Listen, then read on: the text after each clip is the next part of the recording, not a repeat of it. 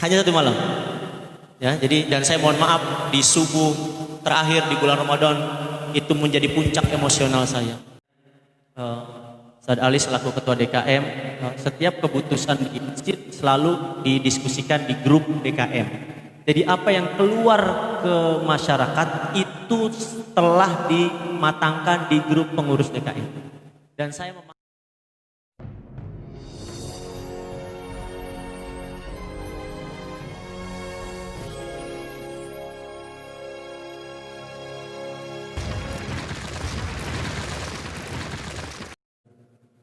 Alhamdulillah wassalatu wassalamu ala rasulillah la haula wala quwwata illa billah ma ba'du. Yang terhormat Ketua DKM serta jajaran pengurus lingkungan Pak RW dan Pak RT, para tokoh masyarakat, Pak Kaur yang sama-sama kita muliakan, kita hormati, serta jamaah sekalian. Alhamdulillah di malam hari ini kita berkumpul di majlis yang mulia. Semoga kumpulnya kita menjadi catatan kebaikan di hadapan Allah Subhanahu wa taala. Dan kita terus doakan orang-orang yang berbuat baik untuk masjid ini. Semoga Allah berikan kebahagiaan hidupnya di dunia dan di akhirat. Apa yang diinfakkan Allah ganti dengan kebaikan kehidupannya dunia dan akhirat insyaallah. Salawat teriring salam semoga selalu tercapaikan kariban baginda Rasulullah Muhammad SAW, pada kerabatnya, para sahabatnya, dan mudah-mudahan kita sebagai umat yang senantiasa istiqomah menjalankan sunnah-sunnah beliau hingga yaumil qiyamah kelak. Mudah-mudahan kita mendapatkan syafaat dan masuk dalam surganya Allah Subhanahu wa taala. Hadirin sekalian, saya ucapkan taqabbalallahu minna wa minkum, ja'alallahu minal aidin wal faizin, kullu amin antum bi khairin. Semoga Allah menerima seluruh rangkaian ibadah kita di bulan Ramadan, menjadikan ampunan dari Allah, dan mudah-mudahan kita kembali kepada pengampunan dari Allah Subhanahu wa taala.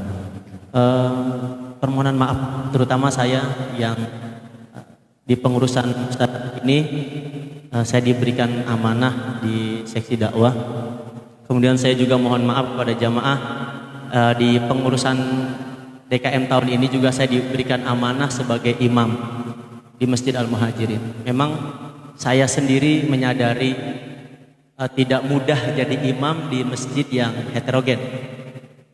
Mungkin bisa dilihat di antara karakter imam ya, termasuk saya yang tidak kunut waktu subuh, tidak zikir dengan jahar salat. Mungkin ini sepele, tapi buat sebagian sepele ya. Mungkin ada sebagian yang kok subuh nggak kunut ya, ada sesuatu yang hilang, dan itu saya pahami betul. Sebagaimana orang yang tidak kunut terus imamnya kunut, itu juga ada ganjalan. Nah makanya saya katakan tidak mudah menjadi imam di perumahan yang masyarakatnya heterogen. Maka saya pribadi mengucapkan permohonan maaf yang sebesar-besarnya jika ada jamaah yang tanda kutip nih tidak sepaham gitu ya. Saya mengucapkan permohonan maaf karena baru di pengurusan Ustaz Ali ini saya diberikan amanah itu. Di sebelumnya kan saya nggak dapat tugas untuk jadi imam, apalagi ngisi kajian. Di pengurusan Ustaz Ali saya diberikan amanah, sehingga saya bertanggung jawab gitu ya. Jadi saya sekali lagi mohon maaf, sampaikan kepada jamaah, barangkali ada yang unek-uneknya tuh ngomong gitu, bisa bicara Ustaz ada mau kagak pakai kunut, Ustaz ada mau kagak zikir habis sholat misalnya. Sampaikan permohonan maaf saya yang sebesar-besarnya, karena saya juga merasakan betul bagaimana ada ganjelan itu ketika orang yang tidak kunut dia kunut gitu ya. Jadi ini memang tidak dibahas, tapi ini perlu saya sampaikan supaya masyarakat memahami betul kondisi seperti ini. Kita di perumahan yang semuanya heterogen. Saya sekali lagi itu permohonan maaf yang sebesar-besarnya. Kemudian saya juga isi kajian di jamaah pagi, dan ibu-ibu saya juga permohonan maaf yang sebesar-besarnya. Selama ngaji, selama menyampaikan materi banyak kesalahan, banyak kehilapan. Sedikit bicara sedikit salah, banyak bicara banyak salahnya. Dan orang yang paling banyak ngomong di masjid adalah para asatidz, guru-guru. Terutama saya yang sering banyak bicara di masjid. Saya sekali lagi mohon permohonan maaf yang sebesar-besarnya. Dan saya sampaikan kepada jamaah sekalian, Ustaz Ali selaku ketua DKM, setiap keputusan di masjid selalu didiskusikan di grup DKM. Jadi apa yang keluar ke masyarakat itu telah dimatangkan di grup pengurus DKM. Dan saya memahami betul kondisi Ustaz Ali mungkin menerima kritikan, masukan dan sebagainya, itu konsekuensi yang sangat logis sebagai ketua DKM. Maka saya di sini menyampaikan apa yang menjadi keputusan DKM bukan keputusan Ustaz Ali semata, tapi keputusan semua orang yang ada pengurusan DKM. Termasuk saya dengan Ustaz Ali juga kadang-kadang suka berbeda pendapat. Bahkan kemarin memutuskan COVID ini buka atau tidak, saya termasuk orang yang tidak setuju. Ustaz Ali. Ada 50-50. Harus Ustaz setuju atau tidak? Saya termasuk orang yang tidak setuju. Makanya selama 1 bulan saya tidak terawih di masjid full kecuali terawih terakhir. Hanya 1 malam. Ya, jadi dan saya mohon maaf di subuh terakhir di bulan Ramadan itu menjadi puncak emosional saya. Ya, ketika saya diberikan kesempatan, betapa rindunya dengan masjid iya. Karena itu puncak, saya juga merasakan betapa puncak emosional saya ketika sholat subuh terakhir di bulan Ramadan. Itu menandakan memang keputusan yang tidak mudah. Sekali lagi saya mohon maaf pada jamaah barangkali ada yang ketidaksesuaian. Saya dengan Ustaz Ali berseberangan iya. Ada perbedaan pendapat iya. Tapi kita di gerbong masih di gerbong yang sama. Dan ini saya sampaikan setelah Ustaz, mudah-mudahan sih bisa 2 periode ya, amin insyaallah. Ini saya sampaikan di forum ini. Siapapun nanti ketua DKM-nya, beliaulah yang berhak menentukan siapa yang jadi imam rawatib.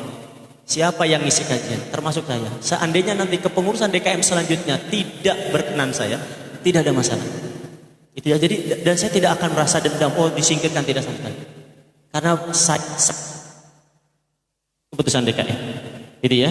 Jadi saya ingin sampaikan kita hidup di masa heterogen, ketika ada perbedaan pendapat, kita tidak bisa memaksakan kehendak orang lain mengikuti kita, tapi yang bisa kita memahami kondisi orang lain, itu saja. Jadi oleh karena itu, selamat menikmati kehidupan yang heterogen dengan berbagai macam karakter, latar belakang, suku, pekerjaan, pendidikan dan lain sebagainya. Kita tidak bisa seragam. Ada keberagaman ini yang harus kita jaga. Dengan orang kafir saja kita harus toleransi. Lantas bagaimana dengan sesama kaum muslimin? Dengan orang kafir kan kita suruh toleransi kan? Orang Kristen, orang Buddha, kita kudu toleransi, itu kata negara. Lantas bagaimana dengan saudara sesama kaum muslimin? Maka pentingnya toleransi sesama kaum muslimin, ukhuwah tetap dijaga, saling menghormati dan sebagainya. Sekali lagi mohon izin dan mohon maaf selama kepengurusan ini banyak kesalahan, terutama saya. Sholat berjamaah kadang-kadang mungkin bacaannya terlalu panjang dan sebagainya. Saya mohon dibukakan pintu maaf yang sebesar-besarnya. Mudah-mudahan sekali lagi bukan hanya fisik kita yang berkumpul, tapi hati kita juga tetap disatukan oleh Allah Subhanahu wa taala. Karena untuk mengumpulkan fisik itu gampang, tapi menyatukan hati ini yang mungkin agak berat bagi kita semua. Oleh karena itu mudah-mudahan hati kita disatukan oleh Allah, dibersihkan, dijauhkan dari segala kedengkian dan kebencian. Dan mudah-mudahan salah satu ciri penghuni surga yang sebagaimana Allah gambarkan, wa naza'na ma fi qulubihim min ghillin.